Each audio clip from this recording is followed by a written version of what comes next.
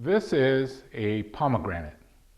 More specifically, it's the Nejikan variety of pomegranate. And Nejikan is the twisting or a screw type trunk. And this are the same age. I got seeds from all these from my friend Roy in San Fernando Valley, and I grew a bunch of them, but I neglected to put many in large containers. Even this is fairly large. I sold a lot of them that was very small because people like the variety. Not many are available. But what I did is finally it dawned on me, if I want a decent mother plant, I better put it in a larger container. So about 4 years ago, I did this into 1 gallon, 5 gallon, and 15. I think it's been in the 15 for about 2 years now.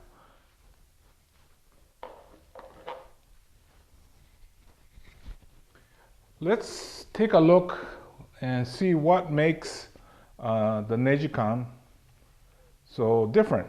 It's this. See this, how it looks very twisted?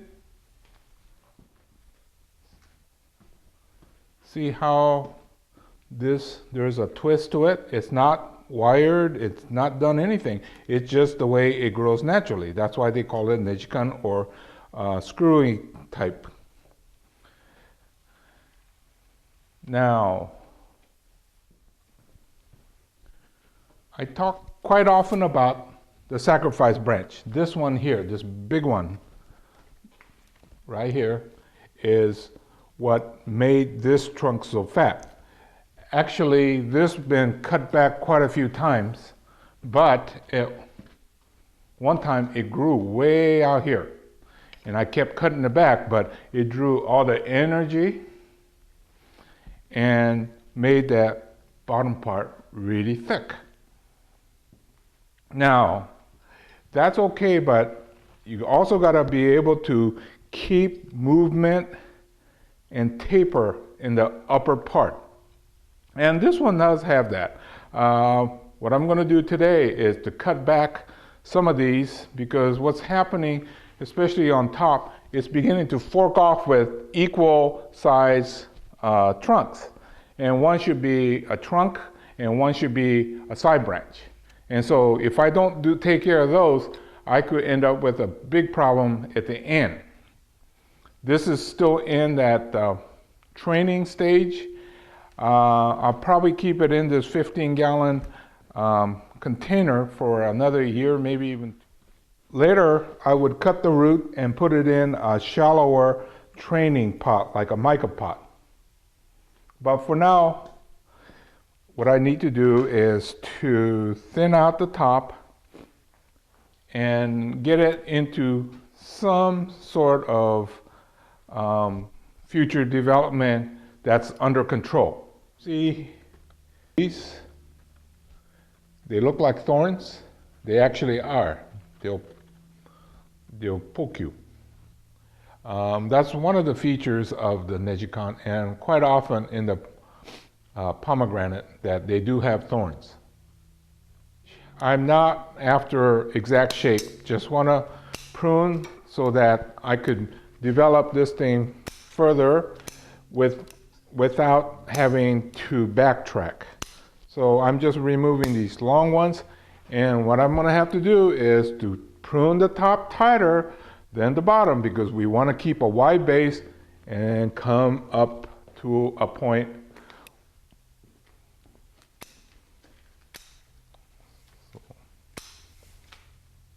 Now this one's going to get kept long. Some of these are exaggerated long, like this one here, but that's okay. That's to fatten that lower part. But I need to start working on the inside. There's too many big branches that will hinder the development for the future.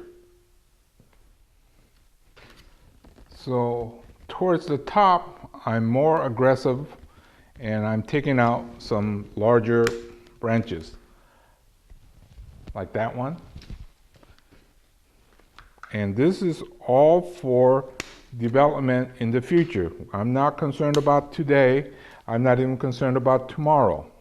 Probably a year to 2 years from now is when all this action will be rewarded. So, ouch! Ow! I told you about the thorns. That was it.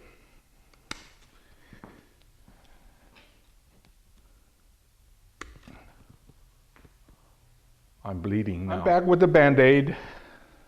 A few more things here.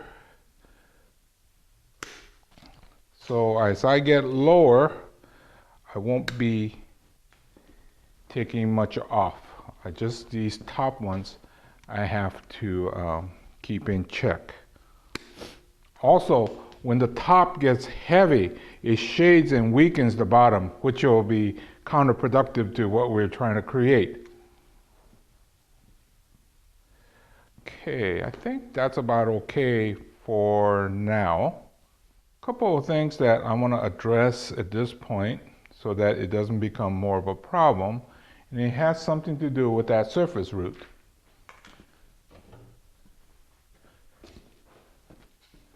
This surface root goes across, so I'm just going to cut that off.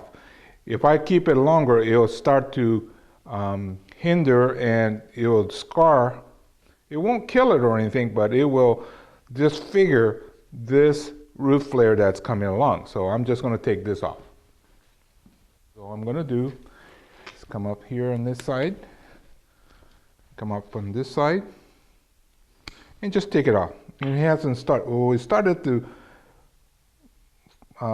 disfigure a little bit, but that should heal back. And I have no others. That was the only one that went across like that. So, you know, keep an eye on things like that, and then if you address it early, you won't have a problem at the end. Problem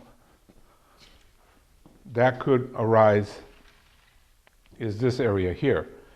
I have this branch and this branch. This one probably is a keeper. This one, it has a kind of an awkward connection here, so I'm going to take this off. But the biggest thing is my biggest sacrifice branch, which is this one. And that one, I think, is time for it to go. It's created a big enough base that it no longer needs to be there. But I could just cut it off, or should I do air layering like we've done in the past? And it's too good of a branch, so thick just to throw away, so that's what I'm going to do with that. The one in the back, that one with the funny connection, I'll take that one off now. Larger pruners, but if you have only a medium-sized one, you do it in 2 cuts or 3. But what you do is you nibble and then eventually remove it. Don't do it in one shot. Don't put such force with 2 hands that you'll damage your tool. But that took it off. So that side's clean, and this is going to get removed after it's been layered. So I'll go ahead and do that. Those of you that have never done air layering before, I have a separate video on all kinds of air layering. So I'll just forego that aspect for now. I'll just show you the finished product.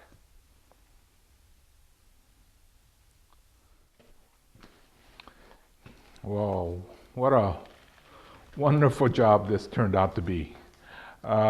They don't always fit perfectly, comes close. It should work. Another thing about the pomegranate, I'm realizing, if it doesn't poke you and draw blood, it'll leave you with a whole lot of rash. So I'm going to put this back with the growing materials, and we'll see what happens to that. And then perhaps next year or the year after, we'll cut the roots and get down to the actual finish styling, course, that's not the finish, it's the attempt to finish, and then we'll start to work on the secondary branches of those. But this has a ways to go, but the sacrifice branch has done its job, so now I'm trying to get it to come off.